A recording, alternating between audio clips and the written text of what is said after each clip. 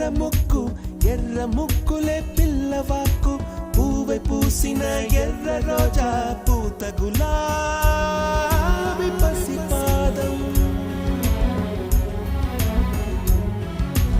ఎర్రాని రూపం ఉడికే కోపం, ఎర్రాని రూపం ఉడికే కోపం. సంధ్యావర్ణ మంత్రాలు వింటే ఎర్రని పంట పాదమంటే, కాంచనాల జిలుగు పచ్చ కొండ బంతి ఘోరం